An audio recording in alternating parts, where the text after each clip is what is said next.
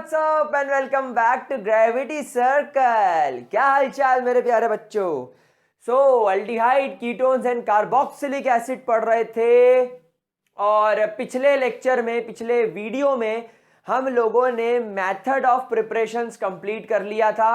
हम लोगों ने कीटोन्स और अल्डिहाइड्स की मेथड ऑफ प्रिपरेशन में Etard reaction, Stephen reaction, Rosenmund reaction, Gattermann Koch reaction नाम की नेम रिएक्शंस पढ़ ली थी।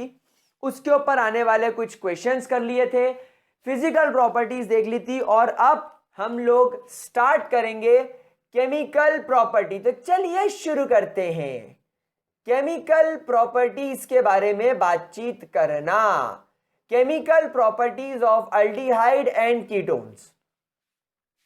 और हम लोग इसको केमिकल प्रॉपर्टीज की जगह, वैसे मैं इसको केमिकल प्रॉपर्टीज बोलना पसंद करता हूं, बाकी एनसीईआरटी में आई डोंट थिंक कि केमिकल प्रॉपर्टी लिखा होगा, वहां पर केमिकल रिएक्शंस लिखी होगी। मतलब आपके अल्डिहाइड और कीटोन्स कौन सी केमिकल रिएक्शन करते हैं।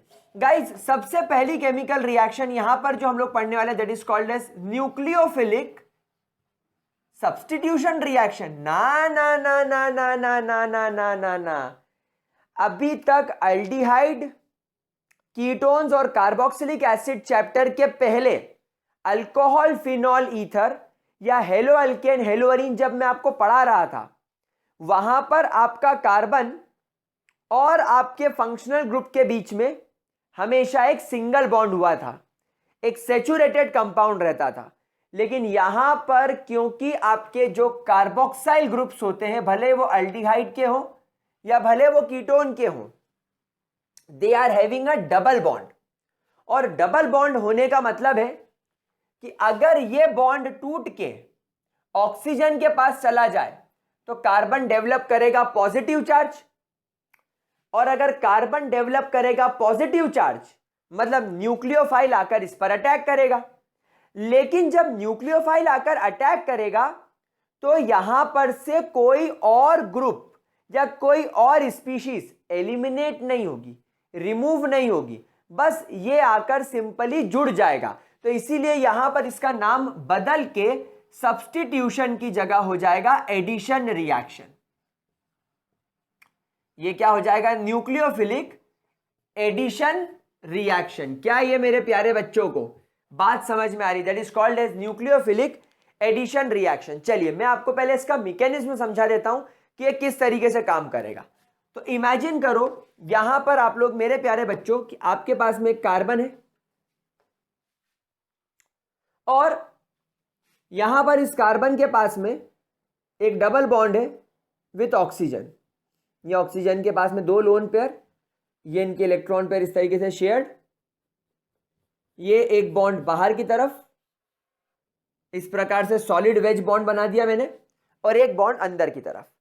ठीक है मेरे प्यारे बच्चों। अब यहां पर क्या हुआ? सबसे पहले रेजोनेंस की वजह से और ऑक्सीजन के मोर इलेक्ट्रोनेगेटिव होने की वजह से ये इलेक्ट्रॉन पेयर को तोड़ के ऑक्सीजन अपने ऊपर खींच लेगा। जब ये इलेक्ट्रॉन पेयर ऑक्सीजन अपने ऊपर खींचेगा तो आप इमेजिन करो कि ये इलेक्ट्रॉन पेयर तो खत्म हो गया और अब ये इलेक्ट्रॉन पेयर यहां आ गया। मतलब oxygen developed a negative charge and carbon developed a positive charge. क्या ये बात मेरे प्यारे बच्चों को समझ में आ रही है? पहले इस चीज को ऑब्जर्व करो। क्या इतनी बात आप लोगों को क्लियर हुई? यहां पर मैंने जो आपको बात बताई, क्या ये चीज अच्छी तरीके से क्लियर हुई? अब यहां पर क्या होगा देखो। अब यहां पर इंवायरमेंट में घूम रहा है एक न्यूक्लियोफाइल जिसके पास में एक लोन पेयर एक्स्ट्रा पड़ा है, जिसकी वजह से इस पर नेगेटिव चार्ज है। तो ये तुरंत जाकर किस पर अटैक करेगा? आपके कार्बन पर। ये तुरंत जाकर क्या करेगा? आपके कार्बन पर अटैक करेगा। समझ में आ रही है इतनी बात आप लोगों को? मेरे प्यारे बच्चों क्या इतनी बात क्लियर हो रही है? नाउ यहां पर क्या होगा? एक्चुअली प्यारे बच्चों, this chemical reaction is a reversible reaction. ये एक स्लो केमिकल रिएक्शन है। तो आप हमेशा ध्यान रखेंगे स्टेप 1 जो होगा that will be very slow, धीरे धीरे होगा। क्यों? क्योंकि न्यूक्लियोफाइल का इस कार्बन पर अप्रोच करना, इस कार्बन और इस ऑक्सीजन का डबल बॉन्ड टूटना, इस ऑक्सीजन का नेगेटिव चार्ज ऑक्यूपाई करना, कार्बन का पॉजिटिव चार्ज ऑक्यूपाई करना, न्यूक्लियोफाइल का अटैक करना, it will take time, it will definitely take time. तो स्टेप 1 रिवर्सिबल भी है, स्लो भी है। रिवर्सिबल क्यों? क्योंकि अगर इन्वायरमेंट में ये न्यूक्लियोफाइल को अगर यहां पर किसी प्रकार का स्टेरिक हिंड्रेंस फील हुआ तो न्यूक्लियोफाइल वापस से भाग जाएगा और कार्बन और ऑक्सीजन के बीच में फिर से डबल बॉन्ड डेवलप हो जाएगा। तो ये रिएक्शन रिवर्सिबल हो सकती है। तो न्यूक्लियोफाइल ने आकर अटैक किया, न्यूक्लियोफाइल ने आकर क्या किया? अटैक किया। अब ये कार्बन हो गया, यहां पर तुम्हारा न्यूक्लियोफाइल आकर अटैच हो गया। ये एक बॉन्ड तो इधर आपका पहले से था ही, और एक बॉन्ड तुम्हारा ये बन गया। और यहां पर ऑक्सीजन के पास में 1 2 3 4 5 6 और एक एक्स्ट्रा नेगेटिव चार्ज। प्यारे बच्चों, ये आपकी इंटरमीडिएट स्टेप हो गई।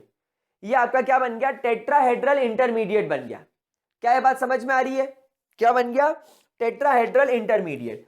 अब बस इस कंपाउंड को हमें स्टेबलाइज करने के लिए अगेन एक रिवर्सिबल कंडीशन में रिएक्शन मीडियम में हमें प्रोटॉन्स ऐड करने पड़ेंगे। और प्रोटॉन्स ऐड करने का मतलब है एसिडिक मीडियम होना चाहिए। और क्योंकि यहां पर एसिडिक मीडियम है, प्रोटॉन्स अवेलेबल है, आपका ये नेगेटिव चार्ज रेडिली इन प्रोटॉन पर अटैक करेगा, इसलिए रिएक्शन फास्ट हो जाएगी। क्योंकि यहां पर ऑक्सीजन को हाइड्रोजन चाहिए, हाइड्रोजन को इलेक्ट्रॉन चाहिए, तो तुरंत इनके बीच में दोस्ती हो जाएगी और ये कार्बन के साथ में आपका जो बॉन्ड है ये स्टेब्लिश हो जाएगा और ये बन जाएगा तुम्हारे पास में प्रोडक्ट। तो इस प्रकार आपकी न्यूक्लियोफिलिक एडिशन रिएक्शन मेरे प्यारे बच्चों वर्क करेगी। प्लीज इसको ध्यान से देख लीजिए, इस मैकेनिज्म को ध्यान से देख लीजिए। कुछ भी नहीं करना है, सबसे पहले आपको आपके कार्बन के ऊपर एक न्यूक्लियोफाइल का अटैक करवाना है। न्यूक्लियोफाइल जैसे इस कार्बन पर अटैक करेगा, ऑक्सीजन अपना डबल बॉन्ड विड्रॉ कर लेगा। या ऐसा बोलूं मैं कि जब ऑक्सीजन रेजोनेंस करेगा तो अपना डबल बॉन्ड विड्रॉ करेगा, जिससे वो नेगेटिव और कार्बन पॉजिटिव हो जाएगा।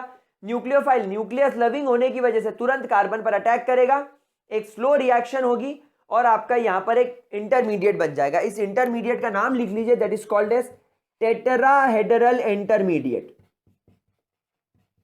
टेट्राहेड्रल इंटरमीडिएट का एक फॉर्मेशन हो जाएगा मेरे प्यारे बच्चों का। और फिर आखिरी में स्टेप नंबर 2 में, आपकी स्टेप 2 के अंदर इन्वायरमेंट में जो भी प्रोटॉन होगा एसिडिक मीडियम में, वो तुरंत O नेगेटिव पर अटैक करेगा और इस पर जाकर अटैच हो जाएगा। क्या ये बात समझ में आ गई? अब यहां पर एक की पॉइंट याद रखना, that this reaction is more prominent. ये रिएक्शन ज्यादा प्रोमिनेंट है, this reaction is more prominent in aldehydes, as compared to ketones due to steric hindrance, sir क्या बोल रहे हो? कुछ समझ में नहीं आ रहा है। अरे आ गया है, समझ में आ गया है। देखो, ये मान लो तुम्हारा कार्बन है, यहां पर एक एल्काइल ग्रुप होगा, यहां पर एक एल्काइल ग्रुप होगा, यहां डबल बॉन्ड ऑक्सीजन होगा। ठीक है, अब हम लोग सब जानते हैं कि हमारा अल्काइल ग्रुप होगा तो ये एक बल्की ग्रुप होगा, इसका अपना खुद का एक इलेक्ट्रॉन क्लाउड होगा। यहां पर ये ऑक्सीजन का अपना खुद का एक इलेक्ट्रॉन क्लाउड होगा। इनफैक्ट जब ये ऑक्सीजन डबल बॉन्ड विड्रॉ करके अपने ऊपर एक नेगेटिव चार्ज बढ़ा लेगा तो इस वजह से इसका इलेक्ट्रॉन क्लाउड और बड़ा हो जाएगा, इसकी इलेक्ट्रॉन डेंसिटी और बढ़ जाएगी। ये अल्काइल ग्रुप की इलेक्ट्रॉन डेंसिटी ऑलरेडी है। अब इस पॉजिटिवली चार्ज्ड केटायन पर आपके न्यूक्लियोफाइल को अटैक करना है। भाई न्यूक्लियोफाइल की भी अपनी एक इलेक्ट्रॉन डेंसिटी तो होगी, तो वो यहां पर जब अटैक करेगा तो उसको यहां से स्टेरिक हिंड्रेंस, जब वो इसकी तरफ बढ़ेगा तो यहां से स्टेरिक हिंड्रेंस फील होगा।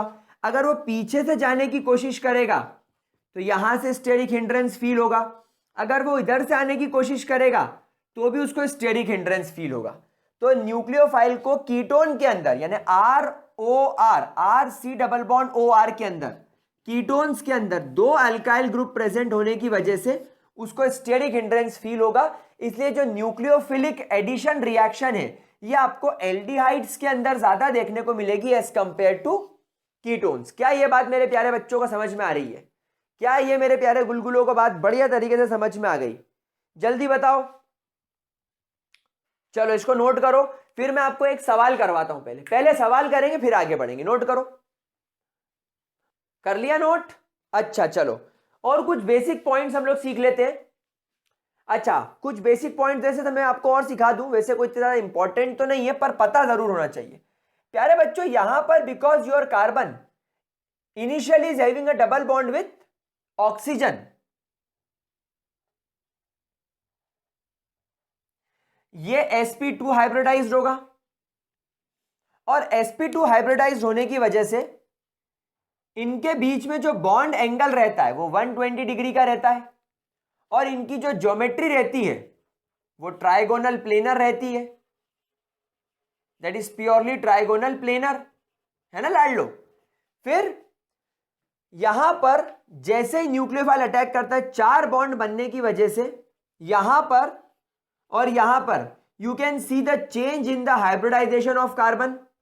अब कार्बन sp3 हाइब्रिडाइज्ड हो गया है, और आप नाम देखो मैं ऑलरेडी लिख चुका हूं, क्या कॉम्प्लेक्स बन गया, ये टेट्राहेड्रल ज्योमेट्री इसने ऑक्यूपाई कर ली, और यहां पर जो बॉन्ड एंगल होगा that will be 109.5 degrees.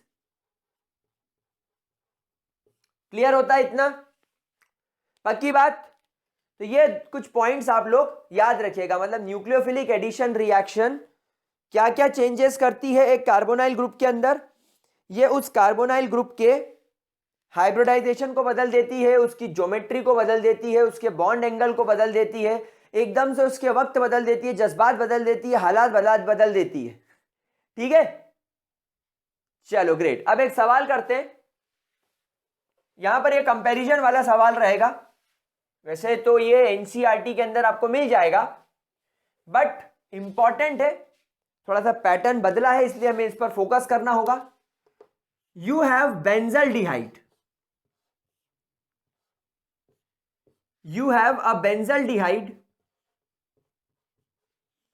and you have a propanol CH3 CH2 C double bond OH, so you have propanol and you have benzaldehyde। आपको बताना है न्यूक्लियोफिलिक एडिशन रिएक्शन किसमें ज्यादा अच्छे तरीके से होगी, किसमें ज्यादा प्रोमिनेंट होगी। सोचो, वीडियो पॉज करके जवाब सोचो। देखो, जब न्यूक्लियोफाइल इस बेंजल्डिहाइड को अप्रोच करेगा, आप लोग सब जानते हैं कि बेंजल्डिहाइड में यह कार्बन sp2 हाइब्रिडाइज्ड होता है, और यहां पर यह कार्बन और यह ऑक्सीजन के बीच में डबल बॉन्ड होता है। तो ऑक्सीजन हुजूर हुजूर ये है आदत से मजबूर, क्या करेगा? डबल बॉन्ड अपनी ओर विड्रॉ कर लेगा। तो जैसे ये डबल बॉन्ड अपनी ओर विड्रॉ करेगा, गाइस मैं मिटाने वाला हूं, देखना, जैसे ये डबल बॉन्ड अपनी ओर विड्रॉ करेगा नेगेटिव चार्ज आ जाएगा और कार्बन तुरंत ऑब्टेन करेगा पॉजिटिव चार्ज। अब जैसे ये न्यूक्लियोफाइल को पता चलेगा कि ओहो खाना तैयार है, इसकी तरफ आने लगेगा, ये बेंजीन का रिंग तुरंत एक्टिवेट होकर अपने लोन पेयर को इस कार्बन को डोनेट कर देगा। मतलब कि यहां पर रेजोनेंस स्टार्ट हो जाएगा।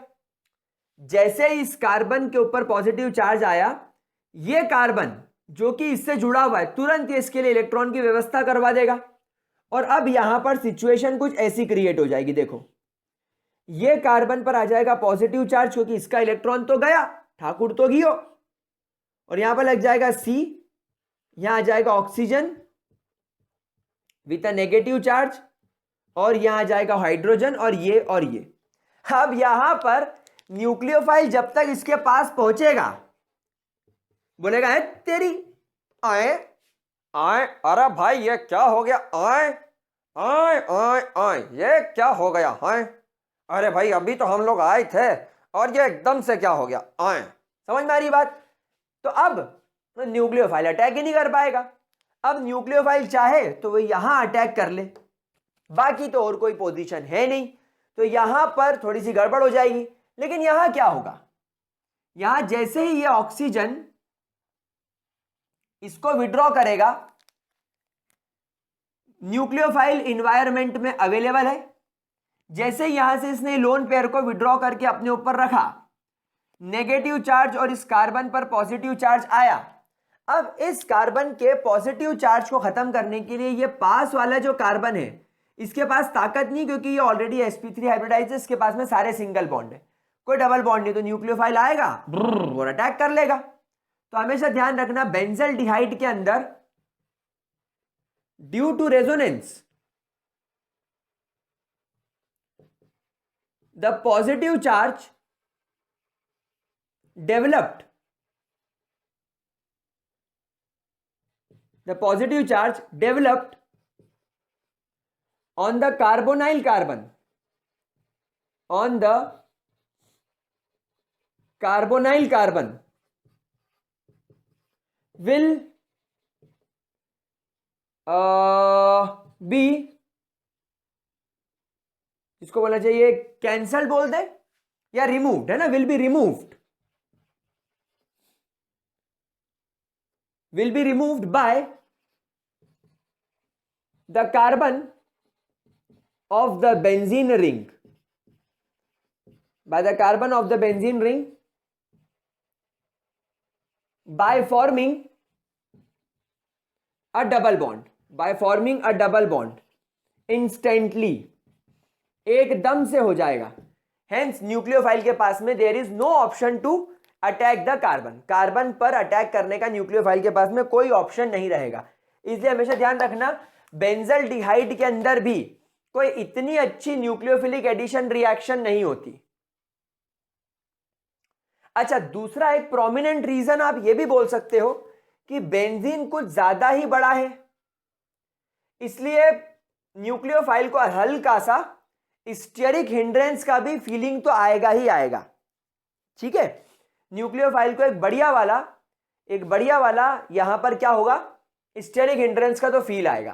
तो इस हिसाब से जो तुम्हारे प्रोपेनल है या कोई भी ऐसा नॉर्मल लॉन्ग चेन अल्डिहाइड है उसमें न्यूक्लियोफिलिक एडिशन रिएक्शन बढ़िया होगी, बेंजल्डिहाइड में नहीं हो पाएगी। कीटोन में भी उतनी प्रोमिनेंट नहीं है, क्योंकि कीटोन में 2 अल्काइल ग्रुप होने की वजह से स्टेरिक हिंड्रेंस आएगा। तो बेसिक कॉन्सेप्ट अगर अब क्लियर हो गया है तो हम लोग आगे बढ़ते हैं केमिकल रिएक्शन की तरफ, but before that take the screenshot. Okay मेरे प्यारे बेटो, बच्चों, गुलगुलो, ओके। और तेरी ऐसी की तैसी, ये क्या सिखा रहे हो? और मत तुम्हें बहुत सारी इंपॉर्टेंट चीज सिखा रहा हूं, ध्यान से देखो चावड़ गंज। चलो पहली रिएक्शन, ओ जी गुलजारी लाल, पहली chemical reaction is addition of ओ जी hydrogen cyanide, addition of HCN, addition of HCN। मेरे प्यारे बच्चों देखो, सबसे पहले आपको क्या करना है, you have to take pure HCN, एकदम प्योर होना चाहिए। अगर इंप्योरिटीज आई तो रिएक्शन में गड़बड़ हो जाएगी, और because we are taking pure HCN, ये रिएक्शन थोड़ी स्लोली टेक प्लेस होगी। This reaction will take place slowly. इस रिएक्शन का रेट कैसा होगा, स्लो होगा। सबसे पहले आप लोगों को एक कैटलिस्ट का यूज करना पड़ेगा। You have to use NaOH as a catalyst. क्यों कैटलिस्ट की तरह क्यों यूज करना पड़ेगा? Because it gives us our desirable nucleophile, ये आपको आपका डिजायरेबल न्यूक्लियोफाइल देगा, दैट इज CN नेगेटिव। क्या बात समझ में आ रही है? कैसे? देखो, आप सबसे पहले HCN का ट्रीटमेंट NaOH के साथ कीजिए। तो यहां से H और ये OH वाटर बन के बाहर भाग गए। अब यहां Na और यहां CN बचा, तो ये बन गया तुम्हारा NaCN। नाउ गाइस, एक बात हमेशा ध्यान रखना, जब कभी भी ये CN किसी मेटल के साथ जुड़ता है, ये मैं हेलो अल्केन हेलो अरीन में भी सिखा चुका हूं, मेटल और कार्बन के बीच का बॉन्ड हमेशा कमजोर होता है, क्योंकि कार्बन बनाना चाहता है प्योर कोवेलेंट बॉन्ड और मेटल बनाना चाहता है प्योर आयोनिक बॉन्ड, इसलिए मेटल जिद करके कार्बन को इलेक्ट्रॉन डोनेट कर देगा और एक आयोनिक बॉन्ड बनाएगा। That means this bond is not very much stable और इस बॉन्ड को मैं जब चाहूं इसे मैं तोड़ सकता हूं, जो चीज HCN में पॉसिबल नहीं थी, क्योंकि H और कार्बन के बीच में एक कोवेलेंट बॉन्ड बनता है और ये कोवेलेंट बॉन्ड मजबूत होता है क्योंकि कार्बन और हाइड्रोजन दोनों ही कोवेलेंट बॉन्ड बनाना चाहते हैं। इसलिए आप पहले NaOH का इस्तेमाल करके एक ऐसा कंपाउंड बनाते हैं जिसमें से न्यूक्लियोफाइल निकालना आसान है। अब आप क्या करेंगे, अब आप इस के सामने ले आएंगे हमारा क्या ले आएंगे, न्यूक्लियोफाइल। क्या बात समझ में आ रही है? हमारे कार्बोनाइल ग्रुप के सामने आप क्या ले आएंगे, आपका न्यूक्लियोफाइल। क्या मैं यहां पर सिंपल न्यूक्लियोफाइल के तौर पर Cn नेगेटिव लिखना स्टार्ट कर दूं? अब भाई हमको मालूम है NaCN में से Cn निकलेगा और Cn किस पर अटैक करेगा। चलो मैं पूरा NaCN लिख देता हूं, बस मत घबराओ। चलो मैं पूरा NaCN लिख देता हूं, ये नेगेटिव ये पॉजिटिव। अब आप लोगों को मालूम है ये ऑक्सीजन इलेक्ट्रॉन विड्रॉ करेगा तो ऑक्सीजन हो जाएगा नेगेटिव, कार्बन हो जाएगा पॉजिटिव, तो ये साइनो ग्रुप इस पर अटैक करेगा और उसी समय ये सोडियम O पर अटैक करेगा। तो यहां पर क्या होगा, देखो यहां पर ये कार्बन पर इस तरफ जुड़ जाएगा आपका Cn और यहां पर O जिस पर माइनस चार्ज था उससे जुड़ जाएगा Na। क्या बात समझ में आ रही है? लेकिन इन्वायरमेंट में अभी हमारे पास में पानी तो पहले से मौजूद है और हम लोग जानते हैं पानी दो पार्ट में टूटता है, H positive and OH negative. तो OH नेगेटिव यहां से वाटर का OH नेगेटिव यहां से सोडियम को लेकर वापस से NaOH बन के केमिकल रिएक्शन से बाहर हो जाएगा, क्योंकि NaOH तो आपने कैटलिस्ट की तरह यूज किया था ना। तो आप जितनी मात्रा में कैटलिस्ट का इस्तेमाल करोगे आपको उतनी मात्रा में वो बाहर मिल जाना चाहिए। और फिर ये H ऑक्सीजन पर अटैक करके, मतलब प्रोटॉन आपके ऑक्सीजन पर जुड़कर OH बना लेगा और आपको साइनो हाइड्रीन बनाकर देगा। This is called as cyanohydrin. क्या ये बात समझ में आ रही है? तो गाइज ये रिएक्शन एनसीईआरटी में थोड़ी अलग टाइप से दे रखी है, डायरेक्ट दे रखी है, लेकिन in order to avoid confusion हमें ऑथेंटिक तरीके से चीज को लिखनी चाहिए। So this chemical reaction is purely catalysed by NaOH। क्या बात समझ में आ रही है? और ये H2O ने बाद में अपना OH इस सोडियम को देकर कैटेलिस्ट वापस निकाल दिया और जो H बचा वो H इस ऑक्सीजन ने लेकर OH बना लिया। जो थोड़ी देर पहले मैंने आपको मैकेनिज्म में सिखाया था ना कि जब यहां पर Cn जुड़ जाएगा तो कार्बन के बाद में O नेगेटिव बचेगा, उसको प्रोटॉन मिल जाएगा।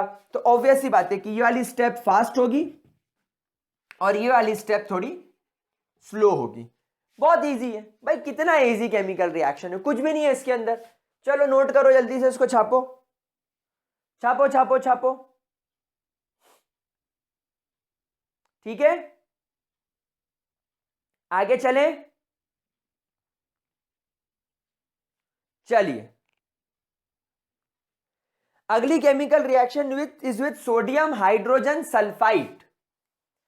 नेक्स्ट केमिकल रिएक्शन किसके साथ है? Sodium hydrogen sulphide. Second chemical reaction is with NaHSO3, sodium hydrogen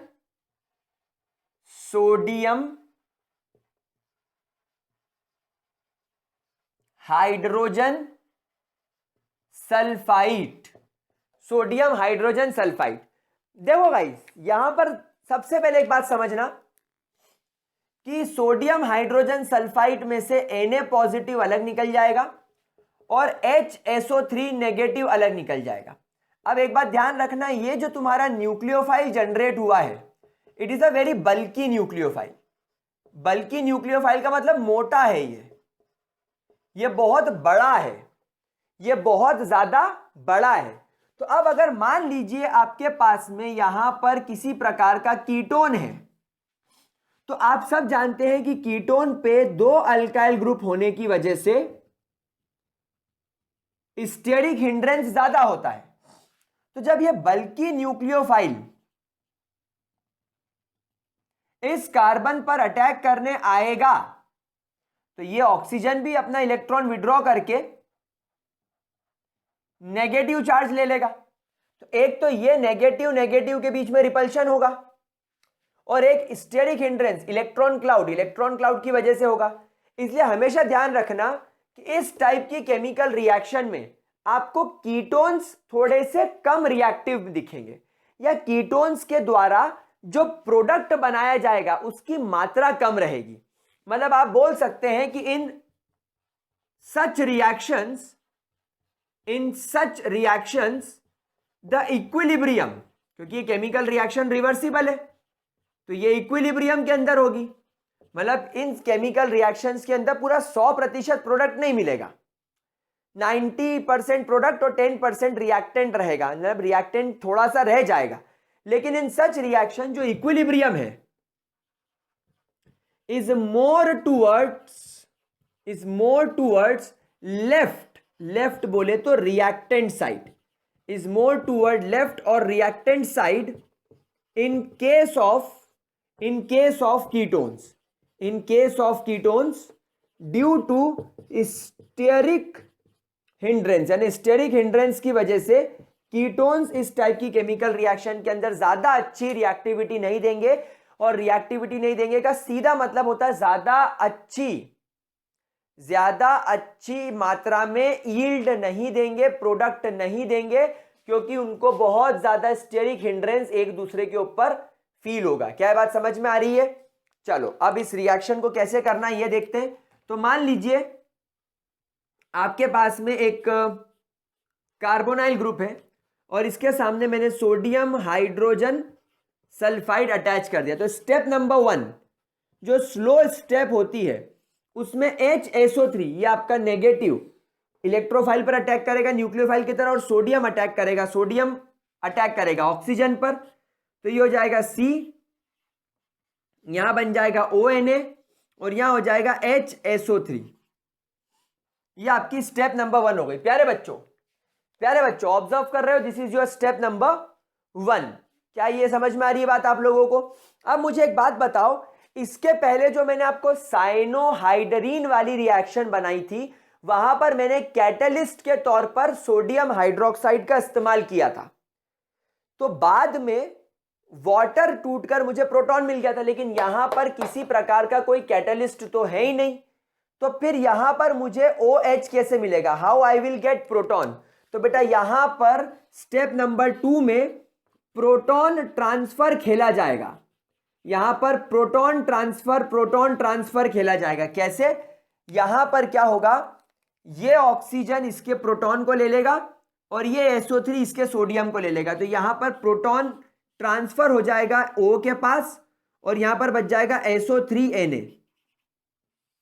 तो इस प्रकार से आपको आपका फाइनल प्रोडक्ट मिलेगा। मतलब इस वाली स्टेप में जिसमें कोई कैटलिस्ट नहीं है, यहां पर क्या हो जाएगा, आपको बायसल्फेट दिखाई देगा। एंड ये कैसे दिखाई देगा? By proton transfer. तो इसके पहले साइनोहाइड्रीन में वाटर टूटा, वाटर का OH इस Na को लेकर NOH बन के निकल गया और वाटर का H यहां जुड़ गया, लेकिन वहां कैटलिस्ट था। यहां पर कैटलिस्ट नहीं है, इसलिए यहां पर प्रोटॉन इंटरचेंज हो गया। मतलब O के पास में H तो आना ही है। इस टाइप के मैकेनिज्म में O के पास H आएगा मतलब आएगा, मैं नहीं जानता, लिखो इसको। ठीक है। अच्छा, इसके बाद वाली केमिकल रिएक्शन आप अनजाने में ही पहले सीख के आ चुके हो। अनजाना कैसे? चलो मैं बताता हूं यार। अल्कोहल फिनॉल ईथर में हम एक मेथड ऑफ प्रिपरेशन सीख कर आए थे अल्कोहल्स की, शायद वहां हमने सीखी हो ग्रिग्नार्ड रिएजेंट के साथ। नहीं, चलो मैं सिखा देता हूं। यहां पर वैसे एनसीईआरटी बोलती है कि तुम पीछे पढ़ के आ गए हो, मैं नहीं पढ़ाऊंगा, बट हम लोग देखेंगे। That is reaction with Grignard reagent. देखो एक कॉमन रिएक्शन लिखूंगा मैं, फिर हम जहां पर जरूरत होगी वहां पर चेंज कर लेंगे, ठीक है। चलो, तो मेरे प्यारे बच्चों ये रहा आपका सी, ये 2 बॉन्ड और ये double bond O। It can be, दोनों हाइड्रोजन अगर होंगे तो इट कैन बी फॉर्मल्डिहाइड, एक R और एक H होगा तो इट कैन बी अल्डिहाइड, और दोनों R होंगे तो इट कैन बी कीटोन। अब यहां पर आएगा आपका RMgX। आप सब जानते हो दैट यहां पर R के ऊपर पार्शियल नेगेटिव, हेलोजन के ऊपर पार्शियल नेगेटिव और मैग्नीशियम के ऊपर पॉजिटिव चार्ज होता है। यहां पर जैसे ही ऑक्सीजन इलेक्ट्रॉन विड्रॉ करेगा it will occupy negative charge, तो इस नेगेटिव चार्ज पर मैग्नीशियम जाकर तुरंत अटैक करेगा, या मैं कहूं ये ऑक्सीजन इस मैग्नीशियम पर अटैक करेगा क्योंकि ये R और Mg का बॉन्ड टूट जाएगा। सर Mg और X का बॉन्ड भी तो टूट सकता था ना, ये दोनों ही आयोनिक बॉन्ड बनाना पसंद करते हैं, लेकिन आपका कार्बन मैग्नीशियम के साथ आयोनिक बॉन्ड बनाना पसंद नहीं कर रहा है, उसको तो कोवेलेंट बॉन्ड बनाना है, तो वो तुरंत क्या करेगा, मना कर देगा। तो अब क्या होगा, मैं इसको ऐसा बनाता हूं, एक काम करता हूं, ऊपर से एरो लेता हूं, ये ऑक्सीजन तुरंत मैग्नीशियम पर अटैक करेगा और ये वाला कार्बन अल्काइल ग्रुप सीधा आपके कार्बन पर अटैक करेगा। क्यों? क्योंकि अब कार्बन पर पॉजिटिव चार्ज आ गया है, ऑक्सीजन पर नेगेटिव चार्ज आ गया। क्यों? क्योंकि उसने अपना लोन पेयर यहां से विड्रॉ कर लिया है। क्या ये बात समझ में आ गई? तो अब ये जो स्टेप है ये स्टेप नंबर 1 होती है। यहां पर आपको कार्बन के पास में O और ऑक्सीजन के साथ में MgX दिखाई पड़ता है, और यहां पर आपको कार्बन दिखाई पड़ता है इस तरीके से। क्या ये बात समझ में आ रही है? क्या इसके अंदर किसी भी तरीके की कोई दिक्कत? ये बन गया आपका intermediate, this is your intermediate. अब आपको इसका ट्रीटमेंट करना है वापस से वाटर के साथ। हम लोग सब जानते हैं वाटर 2 पार्ट में टूटता है, OH negative and H positive. तो वाटर का OH नेगेटिव इस मैग्नीशियम के साथ जाएगा, तो ये मैग्नीशियम अपना बॉन्ड तोड़कर बना लेगा Mg के साथ में हेलोजन तो पहले से है, और वाटर का OH इधर जुड़ जाएगा। वाटर का जो प्रोटॉन निकलेगा वो अटैक करेगा ऑक्सीजन पर, यानी प्रोटॉन डोनेशन वाला देखो काम हो गया, और ये बन गया तुम्हारा अल्कोहल। क्या बात समझ में आ रही है? अब याद रखना, अगर यहां पर दोनों H रहे तो ये भी हो जाएंगे दोनों H, तो ये RCH2OH बन गया। ये कैसा दिखने लगेगा? RCH2OH, यानी आपका कैसा अल्कोहल? प्राइमरी। अगर यहां पर एक अल्काइल ग्रुप और एक हाइड्रोजन है, यानी फॉर्मल्डिहाइड को छोड़कर और दुनिया जहान का किसी भी टाइप का अगर अल्डिहाइड है, तो ये क्या हो जाएगा? देखो, ये पहला केस। दूसरे केस में क्या हो जाएगा? CH के पास में OH है, और इस C से एक और R जुड़ा हुआ है, मतलब 2 अल्काइल ग्रुप जिसके बीच में कार्बन और कार्बन से OH, मतलब ये कैसा अल्कोहल? Secondary alcohol. और अगर यहां पर आपका कीटोन है तो यहां पर भी आपका कीटोन आ जाएगा। तो तीसरा कंडीशन क्या हो जाएगा? RCOH R' और ये R सिंपल ले लो, चलो, तो ये तुम्हारा टर्शियरी अल्कोहल हो गया। तो ये मैंने आपको सिखाया ही था। तो ये देखो, ग्रिग्नार्ड रिएजेंट के साथ भी बेसिकली किस टाइप की रिएक्शन हो रही है? This is nothing but nucleophilic addition reaction. चलो इसको भी नोट करो प्यारे बच्चों। चलो गाइस, तो ग्रिग्नार्ड रिएजेंट वाली बात अगर आप लोगों को क्लियर हो गई हो तो हम लोग अब फटाफट से आगे चलते हैं, और अब हम लोग बात करते हैं कि अगर मान लीजिए आपके हम अल्डिहाइड या कीटोन की रिएक्शन किसी अल्कोहल के साथ कर दें तो क्या होगा?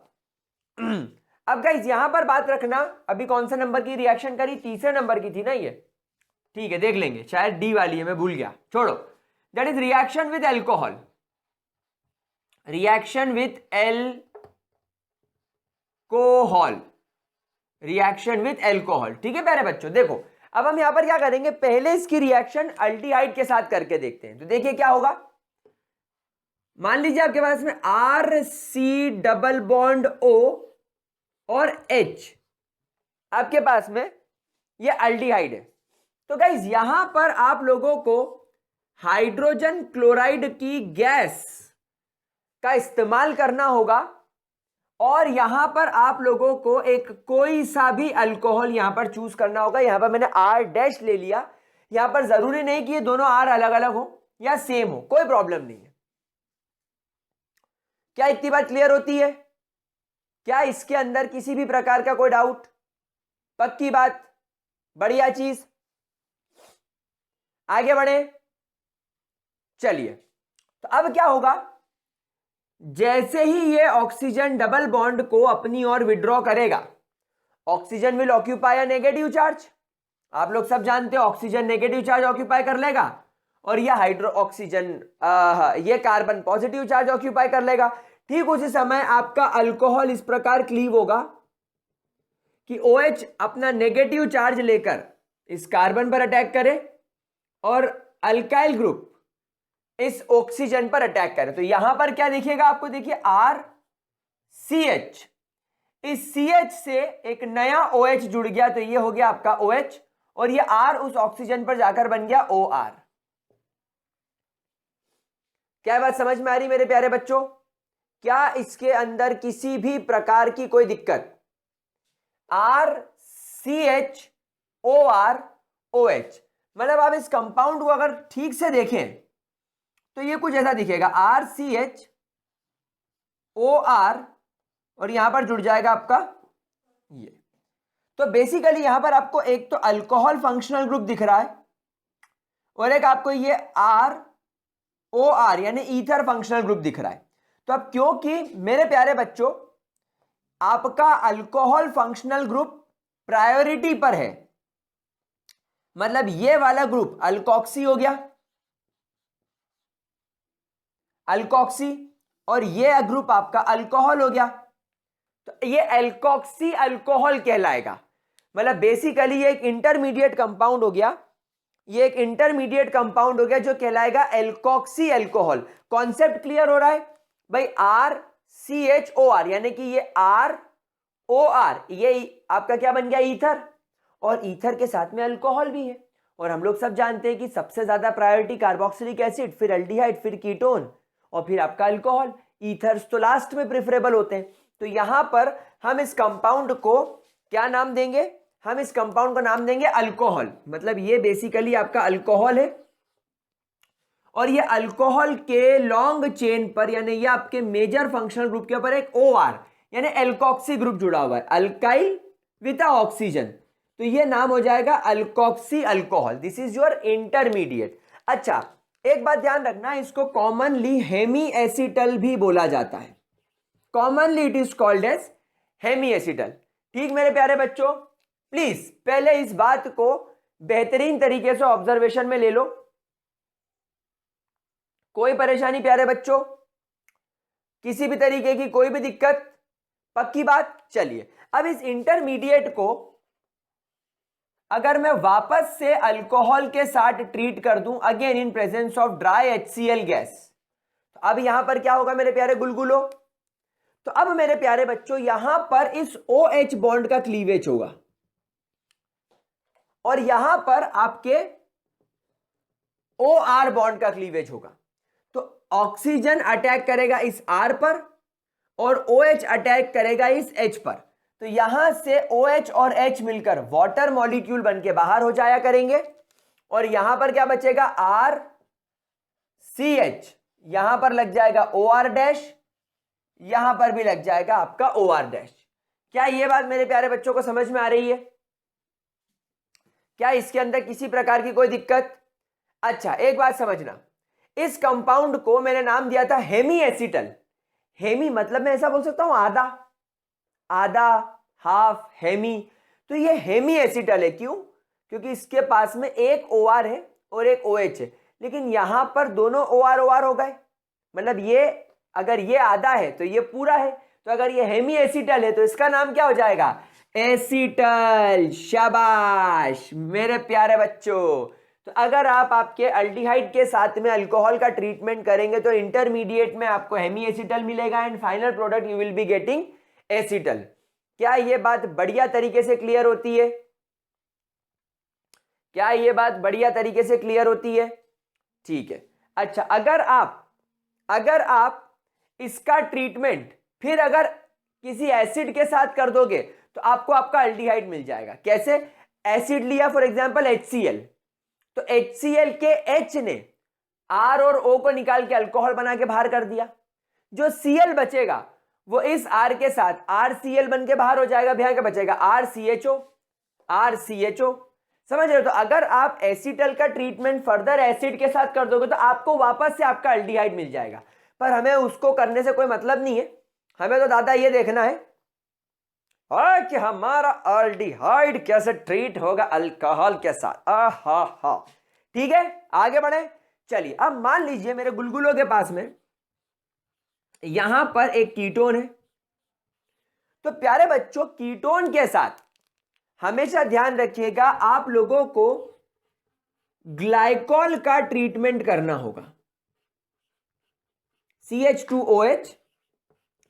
CH2OH का ट्रीटमेंट करना होगा। लेकिन यहां पर मेरे प्यारे बच्चों ध्यान रखिएगा, एज अ कैटलिस्ट आप लोगों को हाइड्रोजन क्लोराइड नामक गैस का इस्तेमाल करना होगा। एक्चुअली क्या होगा, ये हाइड्रोजन क्यों इस्तेमाल होगा मैं आपको बताऊं। Why you are using HCl, पहले इस पॉइंट को आप लोग नोट कर लो, मैं यहां पर लिख देता हूं। इट प्रोटोनेट्स, बेटा प्रोटोनेट्स का मतलब होता है कि ये HCl अपने हाइड्रोजन को इस अल्कीटोन ग्रुप को देकर इस O को OH में बदल देता है, यानी हाइड्रोजन जोड़ देता है। ऐसा बोल सकते हैं, इट प्रोटोनेट्स द कार्बोनाइल ग्रुप, यानी आपका जो कार्बोनाइल ग्रुप होता है ये उसको प्रोटोनेट कर देता है। क्या ये बात समझ में आ रही है? क्या इसके अंदर किसी भी प्रकार का कोई दिक्कत?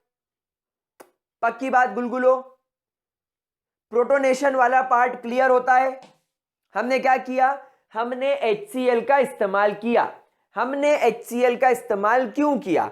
हमने HCl का इस्तेमाल इसलिए किया ताकि ये आपके कार्बोनाइल ग्रुप के ऑक्सीजन को प्रोटोनेट कर दे, इन शॉर्ट केमिकल रिएक्शन चालू करवा दे। क्या करवा दे? केमिकल रिएक्शन चालू करवा दे। अब देखिए क्या होगा, अब यहां पर एक क्लीवेज होगा इस प्रकार का और एक क्लीवेज होगा इस प्रकार का। मैंने आपके अल्कोहल में बेसिकली इसको ग्लाइकॉल बोलते हैं, या इसका अगर आप IUPAC नेम करें तो इसका नाम हो जाएगा इथेन 1,2 डायोल। क्या बोलते हैं इसको? Ethane 1,2 diol. अब देखो, सबसे पहले तुम्हारे हाइड्रोजन ने जब इस ऑक्सीजन पे यानी इसके प्रोटोनेशन की वजह से जब इस पर अटैक किया होगा, तो अटैक करने की वजह से तुम्हारे ऑक्सीजन पर जब उसने इलेक्ट्रॉन विड्रॉ किया होगा, एक नेगेटिव चार्ज आ गया होगा और कार्बन पर पॉजिटिव चार्ज आ गया होगा। जब HCl के हाइड्रोजन ने इस पर अटैक किया होगा तो यहां पर सिचुएशन आपको कुछ इस प्रकार दिखाई दे रही होगी, ये O और ये H बन गया होगा, बस यहां पर एक पॉजिटिव चार्ज हो गया होगा। मतलब बेसिकली प्रोटोनेट्स करने की वजह से क्या हुआ, एक बहुत अच्छा कार्बोकेटायन डेवलप हो गया, एक बहुत अच्छा कार्बोकेटायन डेवलप हो गया।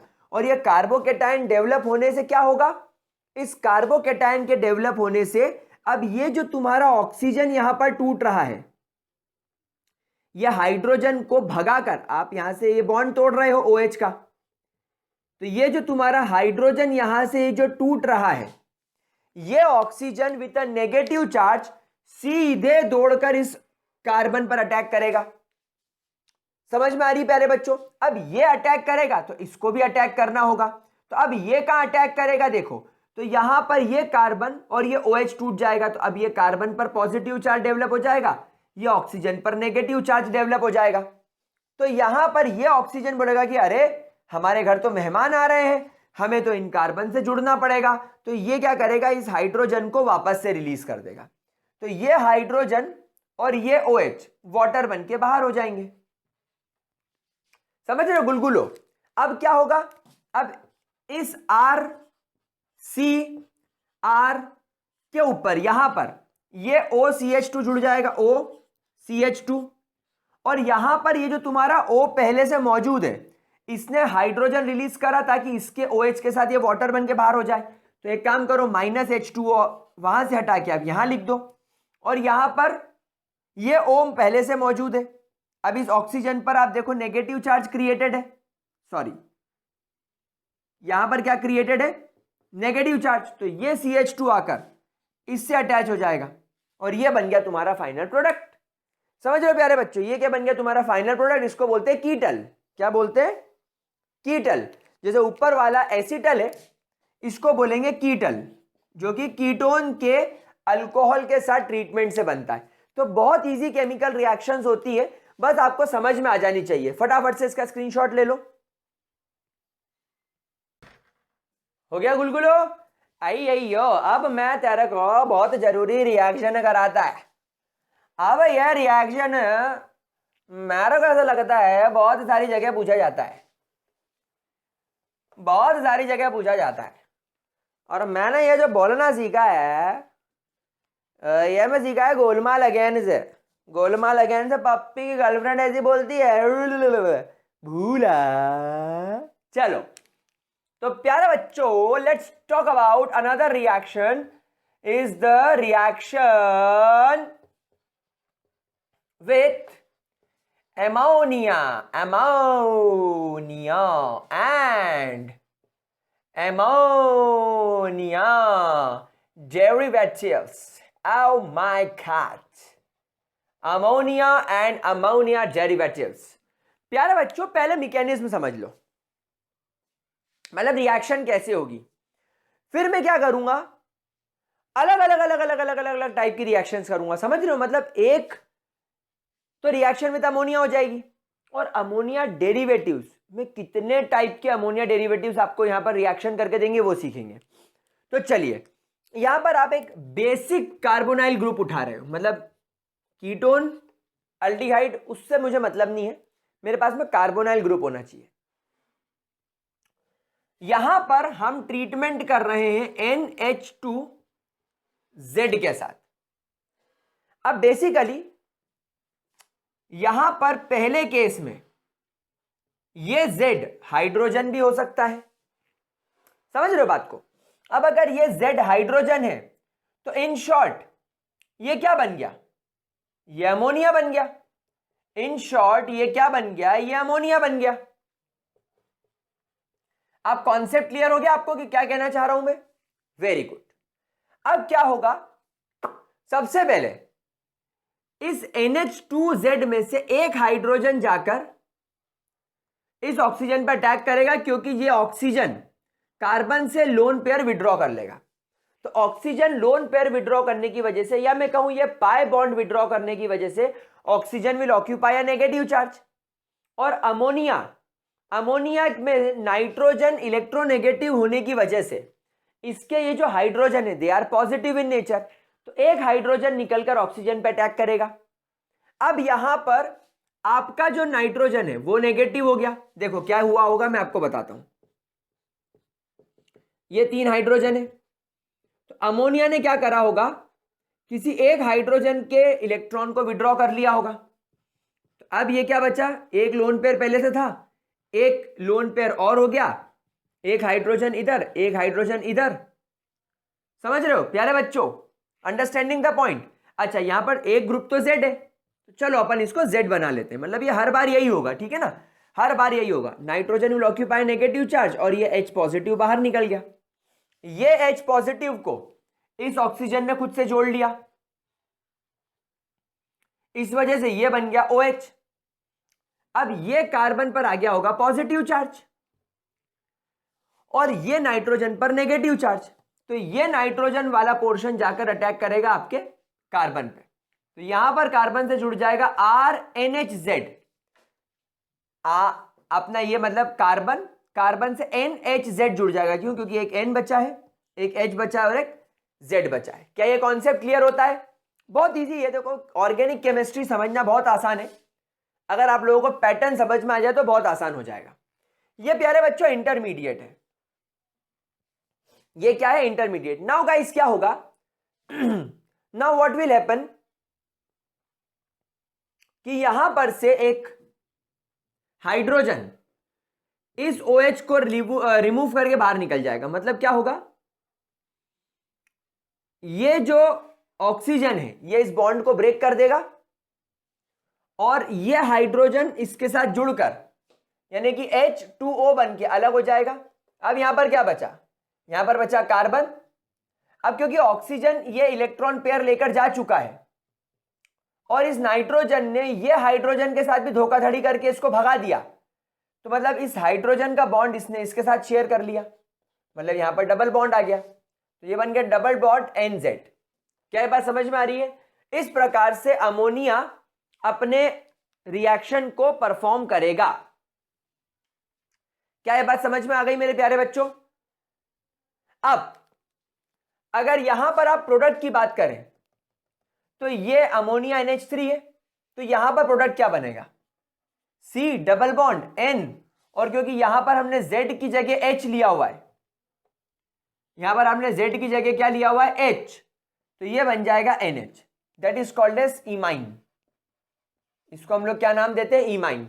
तो in the first case you will be getting imine. देखो क्या ये बात समझ में आ रही है? क्या ये बात समझ में आ रही है? ठीक है, अच्छा अगला केस।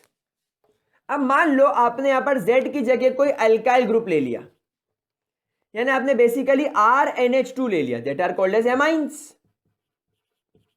ये लोग क्या होते हैं? ये लोग अमाइंस होते हैं। तो यहां पर इंटरमीडिएट में क्या होगा?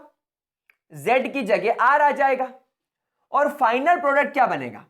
यहां पर आपका फाइनल प्रोडक्ट बनेगा C डबल बॉन्ड N, और यहां पर Z की जगह आ जाएगा R, क्योंकि आपने यहां पर जो Z लिया है वो अब H नहीं, अब आपने R लिया है ना, अमाइन लिया है। तो प्यारे बच्चों that are called as Schiff base. क्या बोलते हैं इनको? They are called as Schiff base. तो दूसरा आपने जो प्रिपरेशन किया वो किया स्किफ बेसिस का। प्यारे बच्चों that are called as Schiff basis. अच्छा, कुछ किताबों में आप देखो ये ऐसा भी लिखा रहता है भाई, यहां पर हाइड्रोजन आ गया इमाइंस के अंदर, और यहां पर अल्काइल ग्रुप आ गया स्किफ बेस के अंदर। तो यहां पर इसका एक नाम और ऐसा हो सकता है, that they are called as substituted imines. यानी आपने इमाइंस के अंदर क्या कर दिया? कुछ छोटा सा सब्स्टिट्यूशन कर दिया, थोड़ा सा आपने सब्स्टिट्यूशन डाल दिया। क्या बात समझ में आ रही है? अच्छा, तीसरा केस। अब यहां पर आपने Z की जगह यहां पर आपने रख दिया OH, मतलब ये ग्रुप बन गया आपका NH2OH। इसको बोलेंगे हाइड्रोक्सिलामाइन। क्या बोलेंगे प्यारे बच्चों? हाइड्रोक्सिलामाइन। कैसे? देखो NH2 ग्रुप तुम्हारा अमाइन ग्रुप है, अमाइन ग्रुप है, अमाइन ग्रुप के साथ तुमने एक हाइड्रोक्सिल ग्रुप अटैच कर दिया, यानी कि OH ग्रुप अटैच कर दिया, तो ये हो गया हाइड्रोक्सिलामाइन। क्या हो गया? हाइड्रोक्सिलामाइन हो गया। ठीक है, अब आपने यहां पर क्या करा? देखो अब यहां पर आपका प्रोडक्ट क्या बनेगा? C डबल बॉन्ड N, और Z की जगह OH होने की वजह से यहां पर आ जाएगा OH। इस कंपाउंड को बोलेंगे ऑक्सिलामाइन से बना ऑक्साइन। जैसे अमोनिया से बना इमाइन, अमाइन से बना स्किफ बेस, वैसे हाइड्रोक्सिलामाइन से बना ऑक्साइन। देखो देखो देखो, कॉन्सेप्ट समझो। ये सारी केमिकल रिएक्शन बहुत काम की है। ये जो ऊपर वाला मैकेनिज्म मैंने समझाया है, वैसे आप -H2O की जगह यहां पर ऐसा लिख दो कि भैया H2O बाहर हो गया, एक H यहां से और एक OH यहां से बाहर निकल गया और ये बचा। ठीक है, देखो इस चीज को। फिर अपन अगला चलते हैं, हाइड्राजीन लेते हैं फिर अपन। अब देखो अगला मैंने क्या ले लिया? अब मैंने यहां पर Z की जगह ले लिया NH2। अब मैंने Z की जगह क्या ले लिया? NH2। तो कंपाउंड क्या बन जाएगा? NH2। NH2। इस कंपाउंड को बोला जाता है हाइड्राजाइन। क्या बोला जाता है? हाइड्राजाइन। अब प्यारे बच्चों यहां पर प्रोडक्ट क्या बनेगा? देखो C डबल बॉन्ड N, और यहां पर जुड़ जाएगा NH2। तो जिस तरीके से ऑक्सिलामाइन से ऑक्साइन बना, वैसे हाइड्राजाइन से यहां बन जाएगा हाइड्राजोन। क्या बन जाएगा? हाइड्राजोन। प्यारे बच्चों जरा इसका स्क्रीनशॉट लेना पड़ेगा आपको, हमें और जगह की जरूरत है, हमें और जगह चाहिए। ठीक है, जल्दी से नोट कर लो। चलिए ऊपर वाला एक रब कर लेते हैं। इनफैक्ट 2 रब कर लेते हैं ऊपर के, क्योंकि अब हमारे पास में एरोमेटिक रिंग्स का इन्वॉल्वमेंट होने वाला है। अब हम यहां पर ये जो NH2 है इसकी जगह अब मैं यहां पर क्या लेने वाला हूं, फिफ्थ पर Z इज इक्वल टू, मैं यहां पर एक फिनाइल की रिंग और इसके साथ में NH लेने वाला हूं। तो यहां पर मेरा ये जो कंपाउंड है वो कैसा दिखेगा, देखो मेरा जो कंपाउंड है वो दिखेगा फिनाइल की रिंग NH NH2, इसको बोलेंगे फिनाइल हाइड्राजाइन। देखो बिल्कुल वैसा का वैसा NH2 और NH, बस एक हाइड्रोजन हट गया और फिनाइल ग्रुप आ गया, तो इसका नाम बन गया फिनाइल हाइड्राजाइन। समझ रहे हो कितना इजी है, मतलब हाइड्राजाइन में एक हाइड्रोजन हटाकर अगर फिनाइल ग्रुप लगा दिया तो वो फिनाइल हाइड्राजाइन बन गया। अब यहां पर इसका प्रोडक्ट क्या बनेगा, देखो भाई इंटरमीडिएट किसी में नहीं बनाए, वो आप खुद एक बार अपने हिसाब से समझ सकते हो, Z लगा दो बस, बाकी सब तो अपनी जगह पर है। ये हो जाएगा N और Z की जगह क्या लग जाएगा, NH।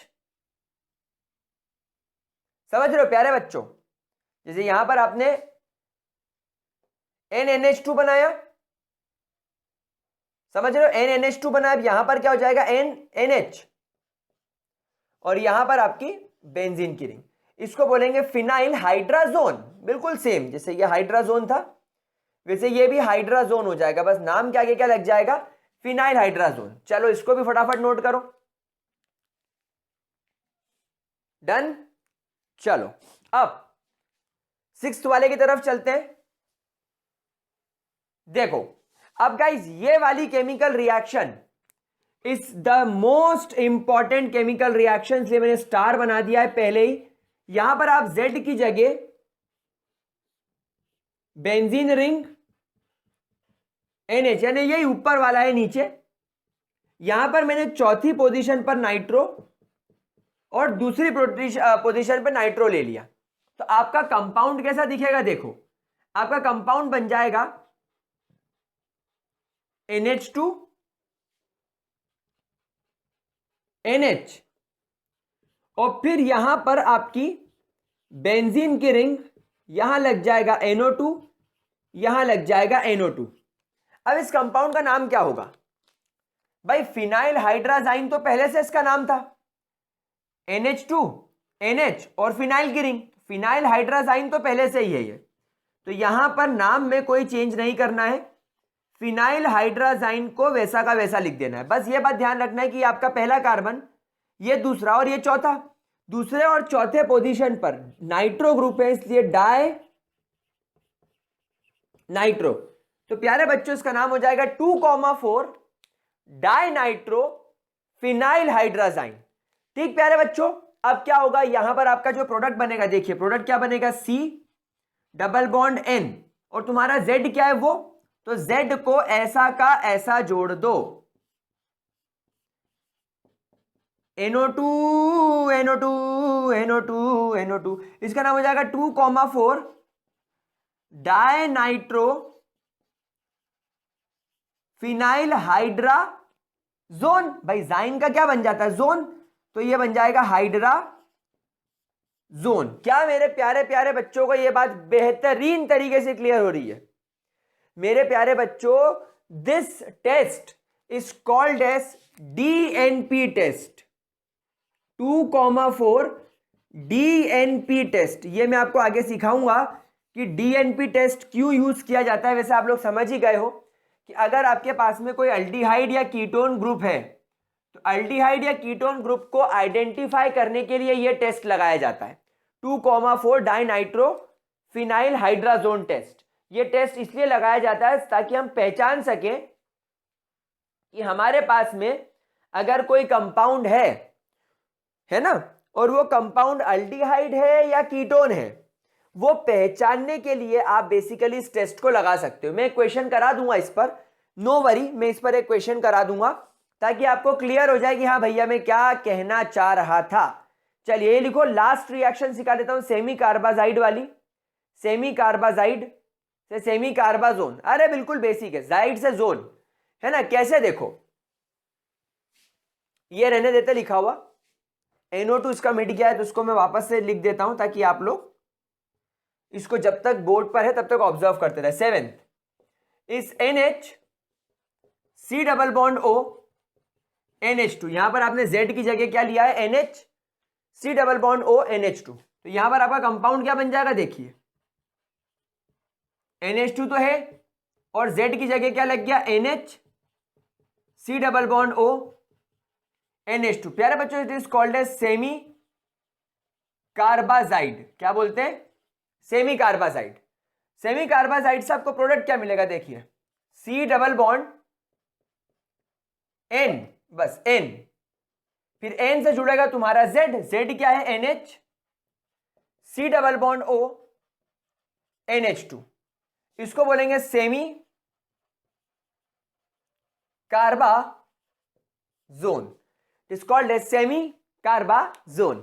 ठीक है गाइस, तो यहां पर आपकी सारी की सारी न्यूक्लियोफिलिक एडिशन रिएक्शन खत्म होती है।